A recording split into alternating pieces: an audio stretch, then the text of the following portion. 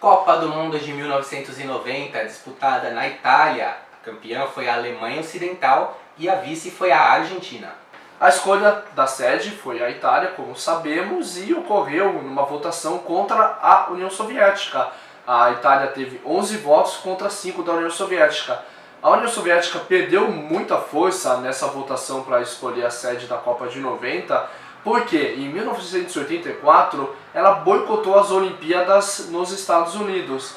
Aí os caras acharam que foi meio antidesportivo o negócio e meio que ficaram putos com a União Soviética. E ela estava num momento conturbado também. Então, foi até que certo não ter feito a Copa do Mundo de 90 lá. As eliminatórias da Copa de 90 tiveram muitos fatores bem interessantes pra gente se lembrar. Primeiro que a França ficou fora, semifinalista da Copa anterior, a França ficou fora da Copa de 90. Outro dado interessante é que 3 seleções estrearam na Copa do Mundo de 90, Costa Rica, Irlanda e Emirados Árabes. 3 seleções ficaram de fora da Copa do Mundo por questões geográficas, elas deixaram de existir. A primeira, a Alemanha Ocidental, que virou Alemanha, ela se unificou. A segunda, a União Soviética, que foi desmembrada. E a terceira, a Tchecoslováquia, que virou outros países, incluindo a República Tcheca. Outra seleção que ficou fora, agora por um motivo bem inusitado e antidesportivo, que é ruim de a gente lembrar, mas vale a pena, é a questão da seleção do Chile. Nas eliminatórias de 89, o goleiro Rojas jogava aqui no Maracanã contra o Brasil ganhava o jogo de 1-0 e foi lançado por uma torcedora infeliz no campo um sinalizador. O sinalizador caiu alguns metros do goleiro e ele aproveitou essa oportunidade, se jogou no chão, começou a se contorcer e não sei porquê ele tinha dentro da luva uma navalha, uma gilete de barbear e cortou o supercílio, se cortou todo e ficou lá ensanguentado no chão. O juiz viu aquela cena, acabou encerrando o jogo porque os jogadores chilenos, um acompanhou o Rojas até o hospital e os outros deixaram. Não tinha ambulância.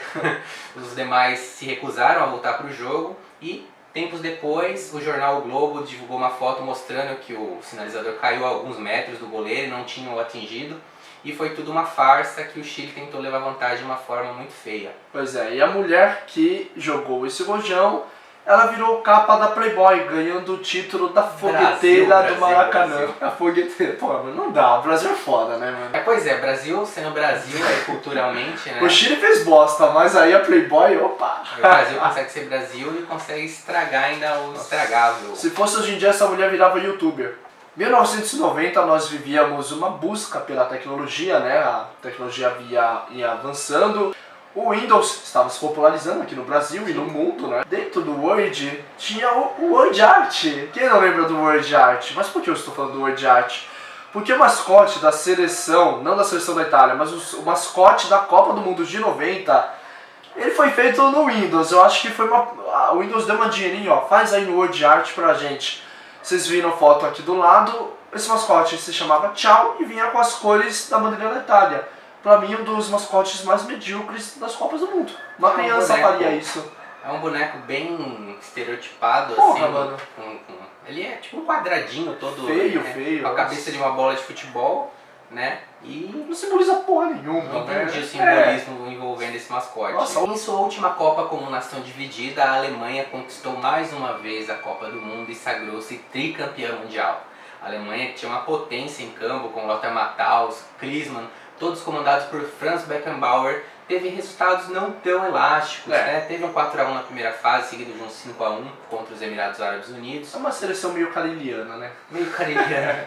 Passou ainda um aperto contra a Inglaterra nos pênaltis e na grande final, venceu por um magro 1-0 a equipe da Argentina. O Totò Schillaci, o nome dele era Salvatore Schillaci, ele ganhou o prêmio da FIFA de melhor do mundo, O que indignou muitas pessoas, porque pra eles, pra todo mundo da época, o Lothar Matthaus tinha que ser o melhor do mundo. E o Lothar Matthaus só ficou em segundo e o Maradona em terceiro. O Schillaci ganhou o prêmio da FIFA porque ele foi o artilheiro da Copa do Mundo, com 6 gols. Aí, já que ele foi o artilheiro, vamos deixar o cara também melhor do mundo. É que nem o Cannavaro, que foi campeão mundial em 2006, ser o melhor do mundo. Não fez sentido nenhum. Um zagueiro, Porra. O Brasil, que encantou o mundo em 82, tinha uma boa base em 86 e não passou das oitavas em 90, novamente foi uma certa decepção. Decepção porque tinha conquistado a Copa América, jogando um bom futebol, E tinha um ataque promissor com Bebeto, Romário, Miller. e acabou caindo para a Argentina no fatídico 1-0. Não, mas era uma seleção sem experiência ainda, eu acho. Sim, sem experiência. Tinha o Careca, mas... Casca para 94, né? No fatídico jogo que a gente já falou da aguinha vencida do Maradona. E no famoso gol em que Maradona dá o passe para Canidia e virou até musiquinha que nos zoam até hoje. O Sebastião Lazzaroni era o técnico da seleção brasileira na Copa de 90. Ele não convocou o craque Neto que ele vive falando nos programas dele do Lazzaroni, não sei o que. Será que o Neto merecia mesmo ter ido para a Copa do Mundo? Fica a dúvida, deixa os comentários embaixo. E uma seleção que ficou marcada para a história foi a seleção de Camarões, uma seleção rápida, com uma imensa força física, aqueles negros maravilhosos iam tocando a bola. E a seleção camaronesa passou bem na primeira fase e conforme ia passando, ia ganhando cada vez mais a torcida da casa mesmo. Os torcedores sempre pegam uma seleção como aquele xodó, geralmente uma seleção mais fraca de camisa. Os camaroneses nas oitavas de final enfrentaram a boa seleção da Colômbia, em um erro grotesco do goleiro Higuita. Milá roubou a bola dele quando ele entrava, dava um drible, super autoconfiante como sempre o Higuita, excelente goleiro. E Camarões passou da Colômbia nas oitavas. Chegou às quartas de final contra a Inglaterra, infelizmente não deu. Camarões morreu pelo caminho e ficou para a história. E agora algumas curiosidades da Copa de 90. A começar pelos Emirados Árabes Unidos. Eles perderam os 3 jogos, né, na primeira fase, e os dois jogadores que marcaram os únicos gols dos Emirados Árabes, ganharam um certo presentinho da realeza. Ganharam 2 Rolls Royce. Quem diria, hein? E o jogador alemão Lothar Matthaus, cada um fala de um jeito, Lothar Matthaus, Lothar Matthäus, mas esse é o próprio. Ele participou nada mais nada menos que a 3ª final de Copa seguida. Olha só, a Alemanha chegou em 82, chegou em 86 e chegou em 90 e finalmente sagrou-se campeão. Depois disso, Lothar Matthaus ainda disputaria a Copa de 94 e 98, sendo o jogador que mais disputou Copas do Mundo na história. Beckenbauer se tornou o segundo ex-jogador que se tornou técnico a ganhar uma Copa do Mundo como técnico. O primeiro tinha sido o Zagallo. Na semifinal entre Itália e Argentina, o árbitro Michel Valtrot esqueceu simplesmente, olha, um descuido, né? Quem tá apitando o jogo, olhar o cronômetro. Ele esqueceu de olhar o cronômetro e o primeiro tempo ficou com nada mais nada menos que 53 minutos de jogo. Exato. A Copa de 90 foi a Copa com menor média de gols nas partidas. Os times jogaram retrancados, muitas vitórias de 1-0, quando não, 3-1, 2-1, e a média de gols ficou em 2.2 por jogo somente. Tem uma água aí? Tem não, tira. Tem que ir até lá. Mas é Argentina, sabe? Ah, entendi, besta.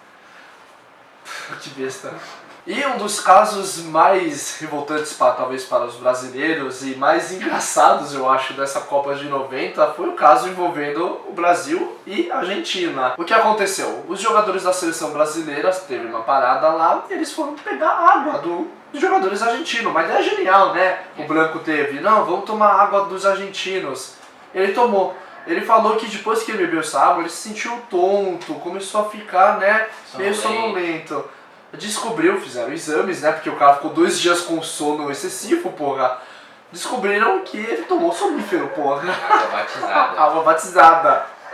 E o Bilardo assumiu isso 3 anos depois. Não foi punido nem nada. E o Maradona também assumiu isso em 2005 em uma entrevista. Tanto que até hoje eu lembro o Maradona zoando o Branco. Toma água, Branquito, toma! Um dado interessante das Copas do Mundo é que jamais 2 capitães de uma equipe, de uma seleção, levantaram a Copa do Mundo. No máximo, uma vez um capitão levantou e nada mais. Os que mais chegaram próximo dessa proeza foi o Maradona com a Argentina em 1990, que foi vice, e o Dunga, que foi campeão em 94 e quase chegou lá em 98. E pela primeira vez em uma Copa do Mundo, a seleção brasileira usou em sua maioria de jogadores convocados, jogadores que atuavam no exterior. Foram todos atletas que jogavam fora do país. E depois da Copa de 90 isso tornou-se praticamente uma regra, né? Nunca mais a maioria dos jogadores jogavam em solo brasileiro. E o Vaticano, atendendo aos milhares de turistas globais em época de Copa, né, nas mais variadas etnias e idiomas, passou a rezar a missa em 5 idiomas diferentes, olha só. A Argentina tornou-se até então, depois disso aconteceu algumas vezes já, a ser um finalista e não marcar gols na final de Copa do Mundo. Os argentinos também detêm o recorde, esse ainda válido, de ter 2 jogadores expulsos em uma final de Copa do Mundo. E essa Copa de 90 também foi histórica porque foi a primeira que todos os campeões mundiais estiveram presentes. Uruguai, Brasil, Argentina, Itália, Alemanha e Inglaterra. A Copa de 90 inovou também na hora do sorteio dos grupos. Foi a primeira Copa em que o sorteio foi, digamos, dirigido para que as cabeças de chave, os times já campeões mundiais, camisas pesadas e tradicionais, não caíssem no mesmo grupo. Houve cada grupo com cabeça de chave, evitando assim os confrontos na primeira fase. Isso aí já foi meio que atendendo às televisões, né? Isso aí já foi. E o goleiro italiano Walter Zenga, ele bateu o recorde nessa Copa do Mundo de minutos sem levar gol. Ele ficou 517 minutos sem tomar gol e só foi vazado nas semifinais contra a Argentina, que ficou 1-1. E ele quebrou o recorde do goleiro alemão Sepp Maier, que tinha ficado muito mais tempo, ou até então, né, na Copa do Mundo de 74. Uma inovação também nas regras do futebol, mas não alterando muito a regra, mas sim quem faz o gol, enfim, quem fica com o triunfo do gol, é que a FIFA determinou que o gol é girado a partir de um chute e um desvio no sistema defensivo ou no adversário, que seria dado ao chutador. Antes disso, se chutasse a bola, desviasse em alguém e entrasse no gol, era dado gol contra sempre. Hoje quem desvia a trajetória da bola, engana o goleiro, é dado o gol para o atacante. Isso se deu depois do jogo contra Brasil e Costa Rica, onde Miller chutou e o zagueiro Monteiro desviou a bola para o fundo da rede. O gol foi dado para o brasileiro Miller. Esse foi o nosso especial Copa do Mundo de 90. Não se esqueça de se inscrever no canal e acompanhar as próximas publicações de história das Copas.